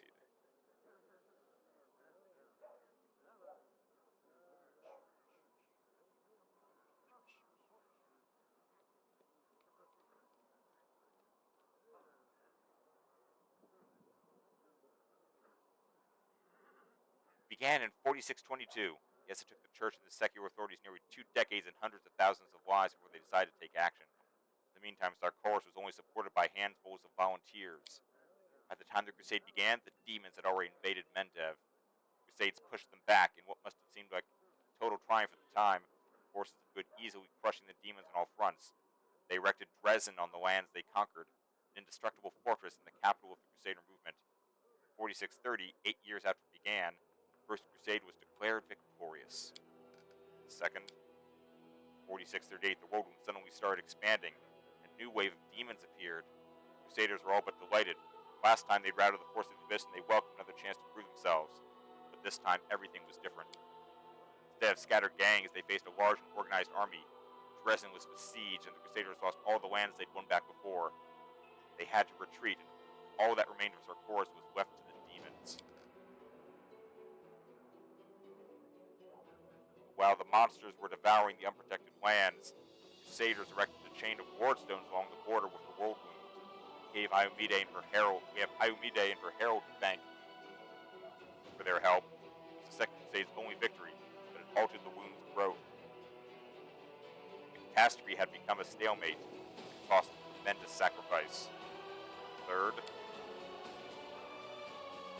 about 50 years after the opening of the world wound, the Skari found an ally. Baphomet entered the war, a cunning, insidious demon lord who prefers deception to open conquest. He sets his enemies against each other and lures the virtuous onto the path of wickedness. Traitors appeared among the Crusaders, secret agents of his cult. For a time, no one suspected a thing, even as they watched helplessly as the Crusader movement fell to ruin. Where once valor proudly stood, now greed and dumb cruelty reigned. And outrage was drowned in apathy. In 4665, the church announced a new crusade, hoping to boost morale. They didn't succeed, to put it mildly. Some fought the demons in earnest, and for a time they even dared to hope to retake Dresden. But the Third Crusade would be remembered as a witch hunt, in every sense. Inquisitors hoped to purge any cultists from the ranks of fighters. But instead they got a barrage of denunciations, widespread position of innocent victims. This sometimes happened. Two orders would denounce each other as traitors and wipe each other out, much to the demons' delight. Just 3 years later, in 4668, the church put the disgrace to an end. Of all the crusades, that was the least glorious. And the fourth? Of course, the demons had no intention of sitting quietly caged behind the wardstones. They kept attacking Nabris, trying to reach the zone and destroy it, or just scratch the surface. Or if even that wasn't possible, without. Crusaders drove the demon away from the city again and again. The Fourth Crusade would last for 15 years, an exhausting study in positional warfare. The demons attacked and they were pushed back. The Crusaders won the offensive but were forced to retreat.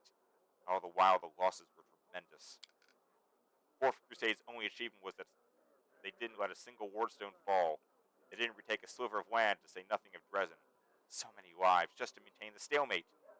Imagine how that affected morale. Thank you. I should go. World War I. Funny that's it went in reverse order. Alright, let's sell some more shit.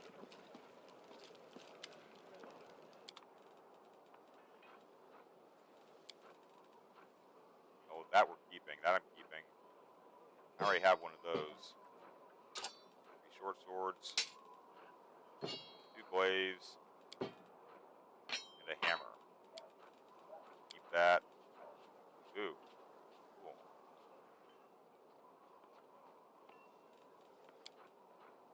Magical amulet. 50.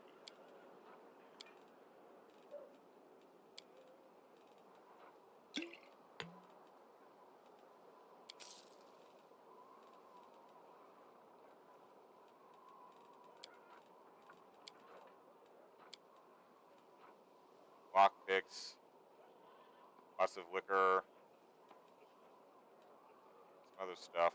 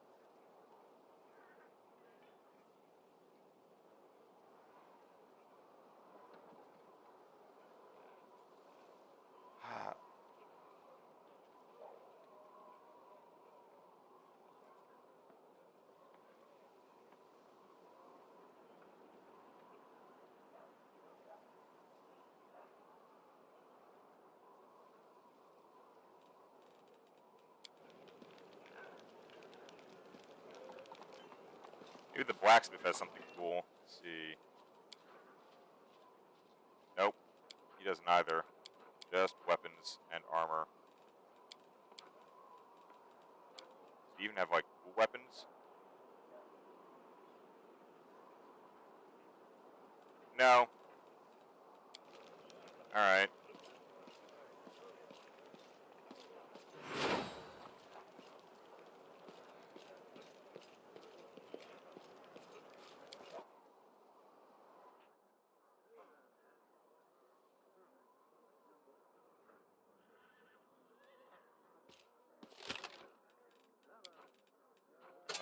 This and this, just in case I find it myself with someone who might need such a weapon.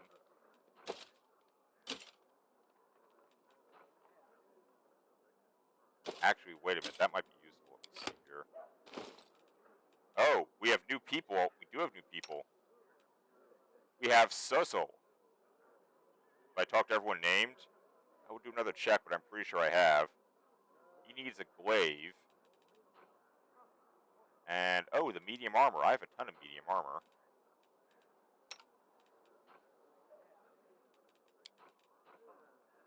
Half plate of vigor. Yep, definitely.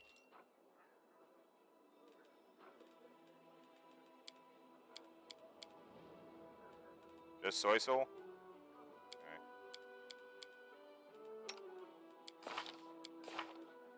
So, prayer. Lots of prayer. Too much prayer, actually. Searing light.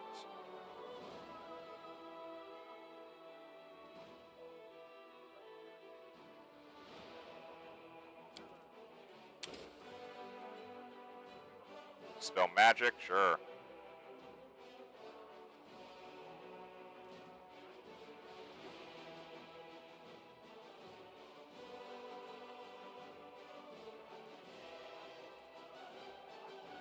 Remove disease. Always useful to have.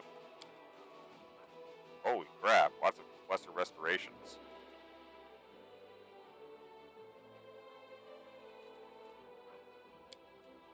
Maybe some remove paralysis.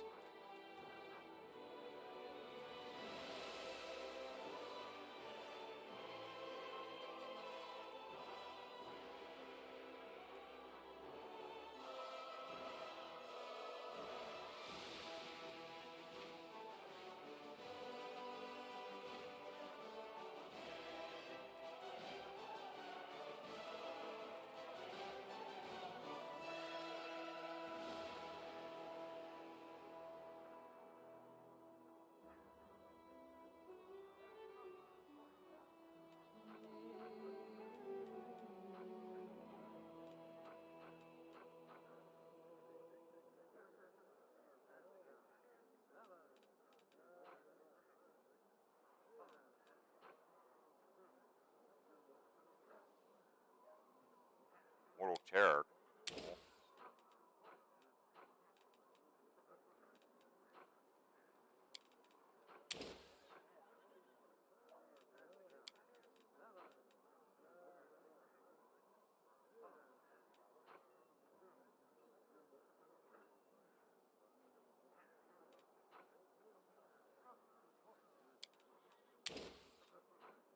Bless and Unbreakable Heart.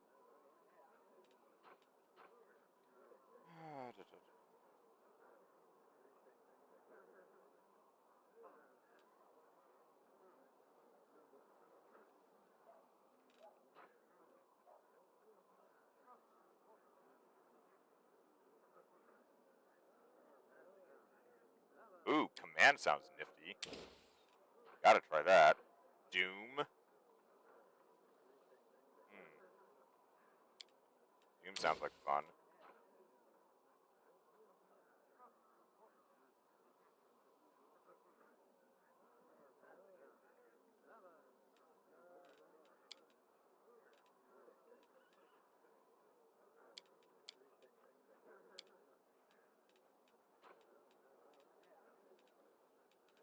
Alright, so let's see.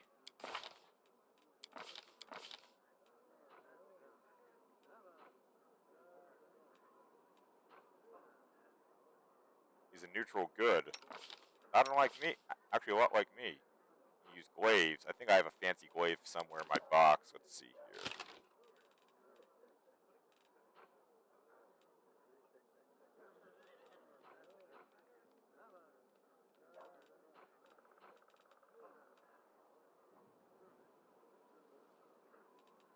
There.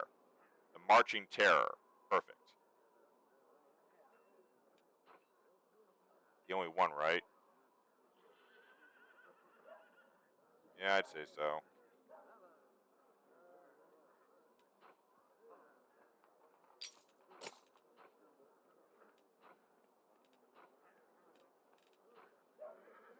There you go, the Crypt Raider's armor.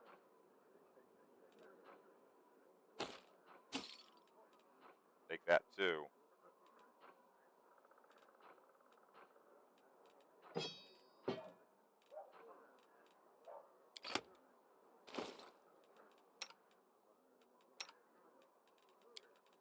So, new glaive. Excellent.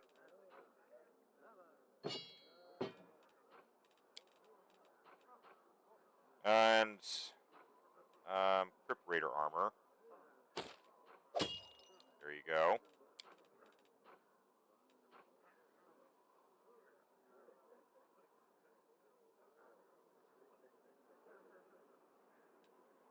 What is a hex, strictly speaking? Does it say hex in the book?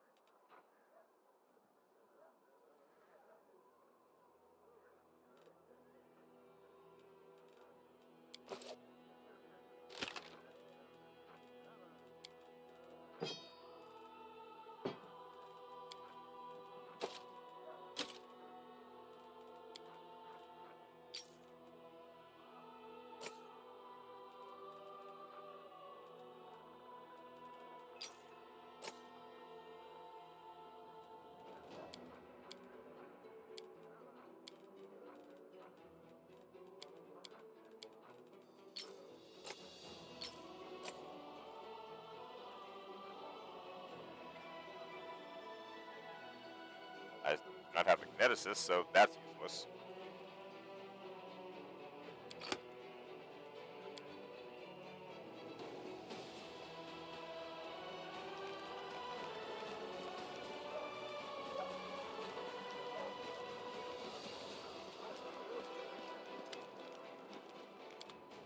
Okay, let's see, sell that off. Don't need that. Don't need that either.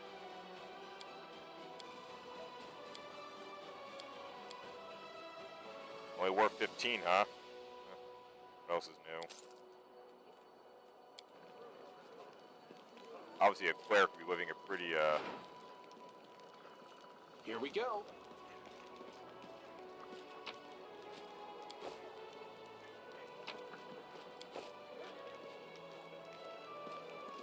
Oh, there's even more supplies out here.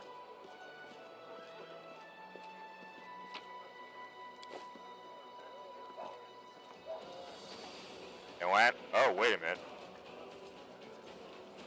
Oh.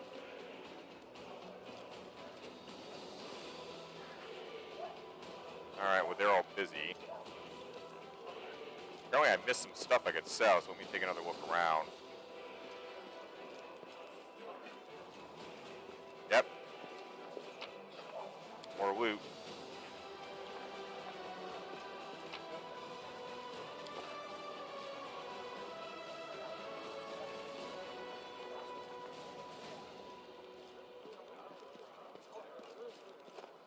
I can handle it.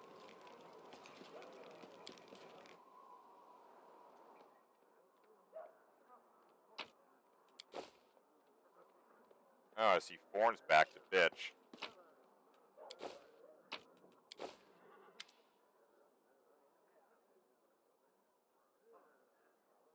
Orf bows his head of dignity. I congratulate you on your new rank, Commander. My hunt demanded that I travel your army. Naturally, I wouldn't burden your forces with the need to care for an outsider. I provided myself with all the necessities. Good fortune to you.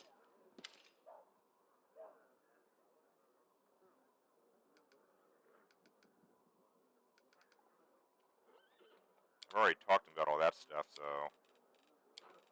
bulk selling.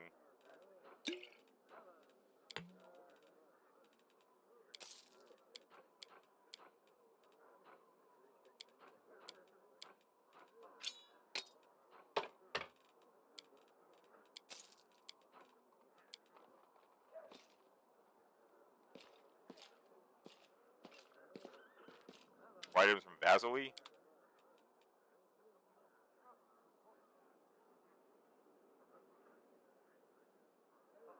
Diamond and diamond dust. Con man's ring. Headband of alluring charisma. Cloak of resistance. A lesser empower magic rod. Cape of pest control. Red salamander.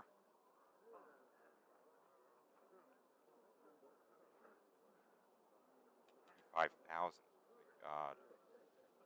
Bookworm's headband. Point of protection. Specialist belt. The ring for more perception. I don't know, man.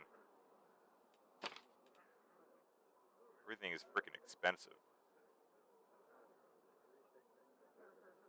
Scroll Scriber's kit. Those are expensive too.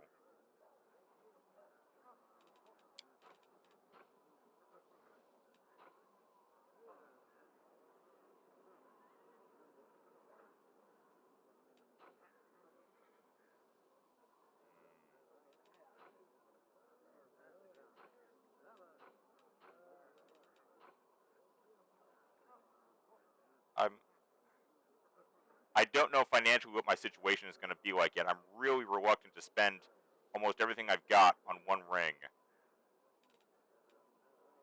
So as I've been pushing my skills up quite a bit for the perception and trickery stuff.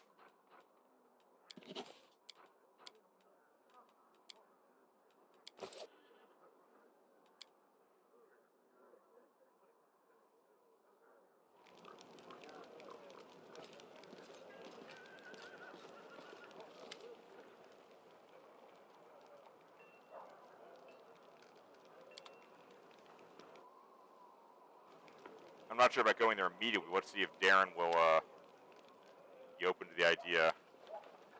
Oh, I was just about to mention it myself. I've been thinking. Now that I'm in the middle of this whole crusade nonsense, I simply must devise new ways to have fun. For all the recent commotion, my birthday completely slipped my mind. We were to celebrate it at Heaven's Edge. It's not far from here, and you'll get to enjoy a banquet in a bona fide haunted house. Darren seems to have trouble getting the words out, which clearly indicates how rarely he has to ask for anything. Since you're my supervisor, and I'm your advisor, I'm obliged to ask your permission to leave for the festivities. I want to invite you too, Commander. I'm sure the commander can free up an afternoon while the soldiers are on leave.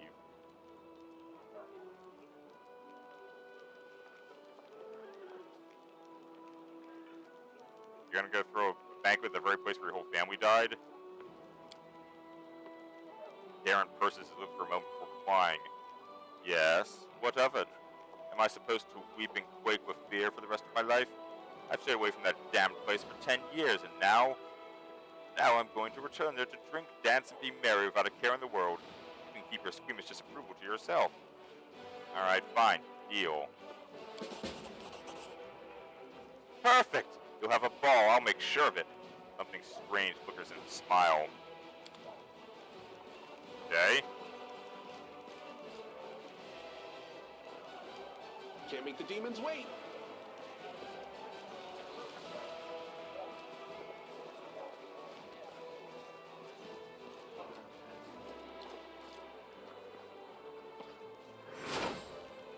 Beautiful.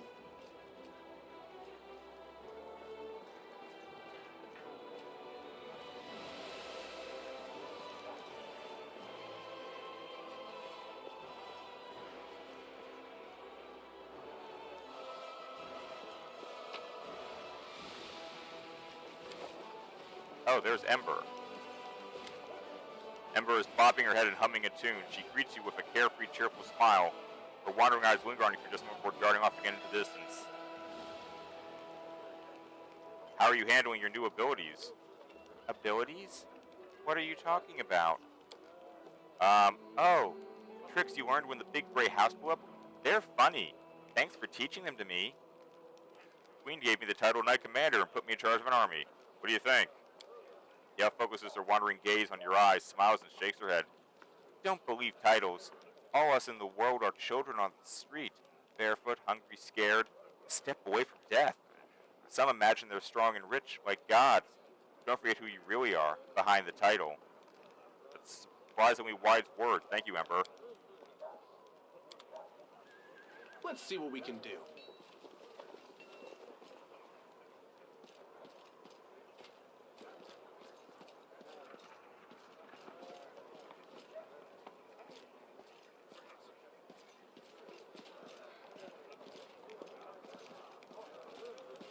Is that a trap? No, it's loot. Rope. Leather barding. Lots of horse armor.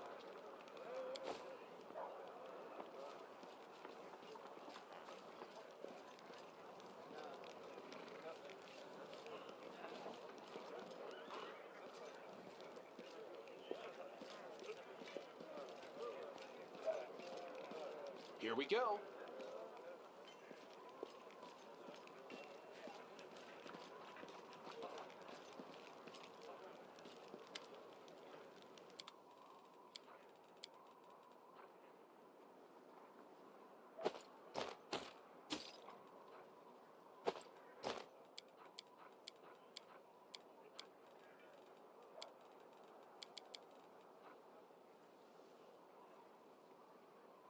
Okay, we'll keep the rope.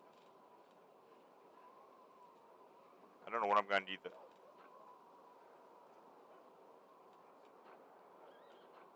Chainsword barding. Fine, I'll just sell the one armor. I don't know what's happening with horses yet. I can handle it.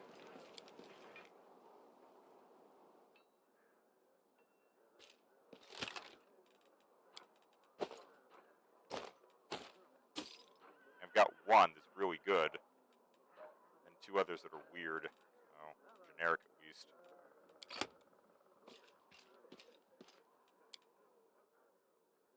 Need rest.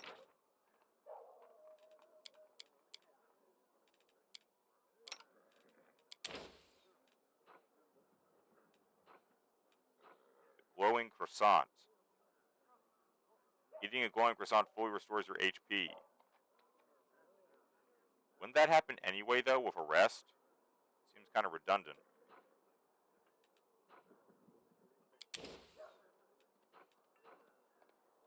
Alex, take a fish on a stick, please.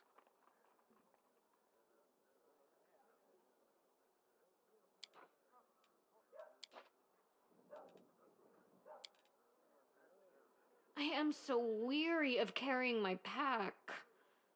I wonder if some chivalrous fellow would deign to help me. Most certainly. Wait just a moment while I fetch a commoner to carry it for you. We just so happen to have an overabundance of commoners in our party.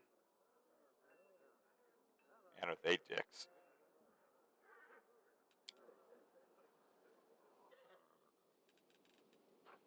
What?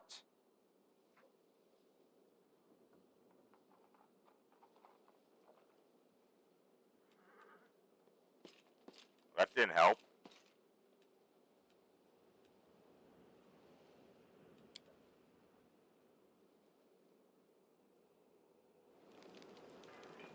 Now it's nighttime. I guess I'll have to bring someone with restoration magic with me. Alright. The demons wait. Well, I guess it's time I consider lunch after all that. Gotta buy regular restoration? Just said restoration lesser. God damn it. Fine. Not leaving camp with my wisdom damaged.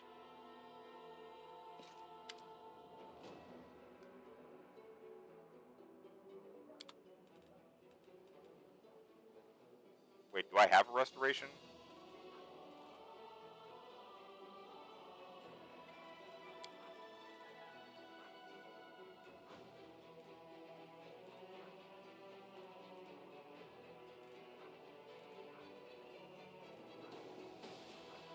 Dust. Vanish.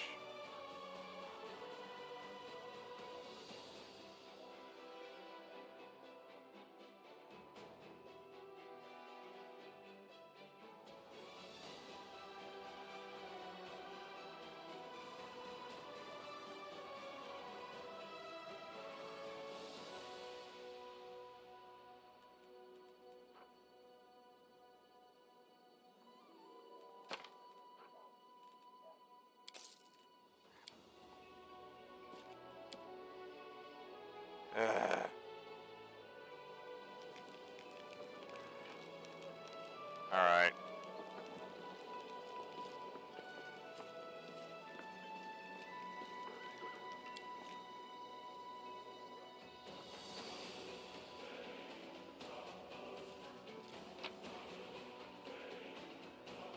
Fuck, I didn't need to buy the glowing croissant recipe.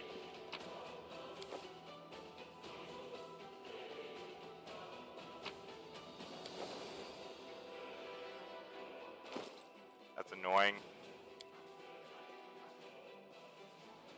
Damn it. I can't get back what I paid for it either.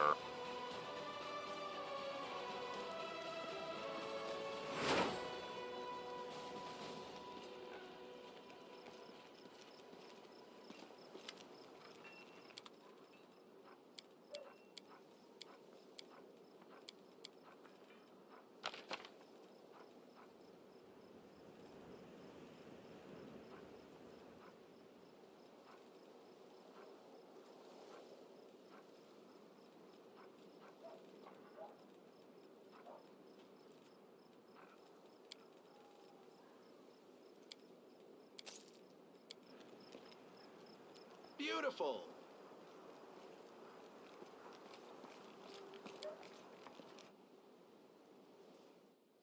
Alright. Lunchtime.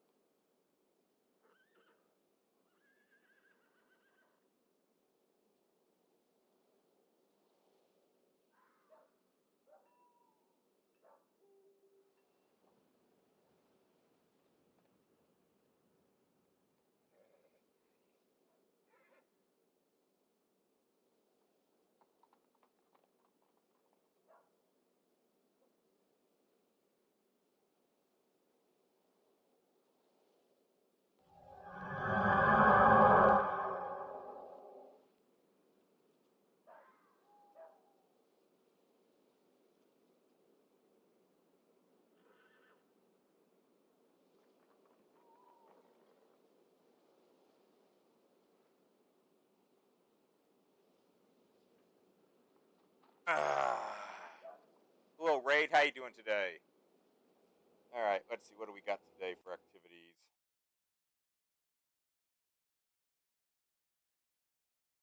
Big shock.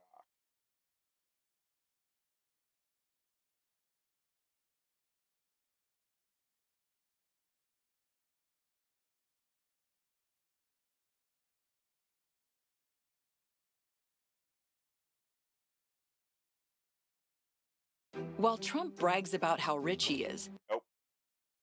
I'm doing well, thank you, Raid. Doing well. No political crap. God almighty. Before I tell you more about my sons, let's do some fun shit I just came up with. Find your left hand? Stop using your mouth, just say stupid words, you giant moving pineapple. Don't worry, my lord. I can just use this lingua technis mouthpiece instead so I can talk in binary. What the shit? Stop that. I will rip out your fucking mucranoids. Anyway, this is my idea. You should go and send out a message all over the galaxy, asking everyone what questions they would want answered by me if I, the Emperor of Mankind, could answer them. Then tell them to send back the question to Terra so we can get a hold of it, read it, and laugh. Got it? Okay, my lord. I'll get right to spreading the message.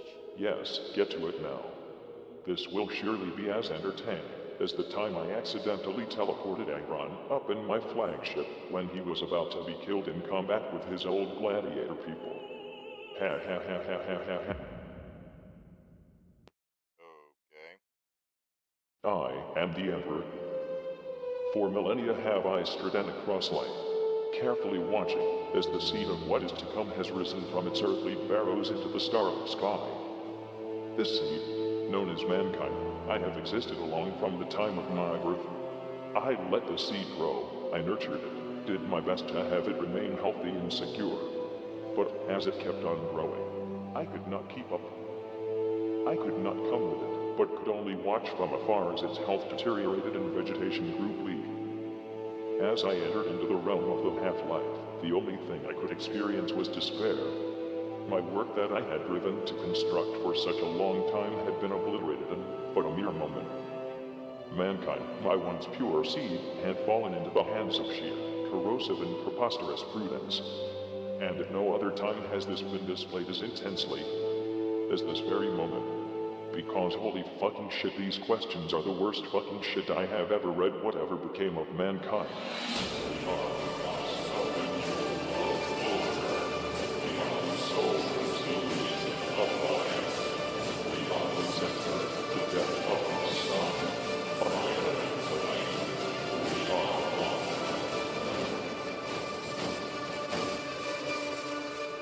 Now, my lord, let me remind you that you were the one that came up with this idea in the first place. That's your fault because you haven't informed me well enough about how incredibly, disgustingly fucking idiotic mankind has become. I mean, I just thought you were a special case. Now, this makes me so sad. Maybe you just misread or something.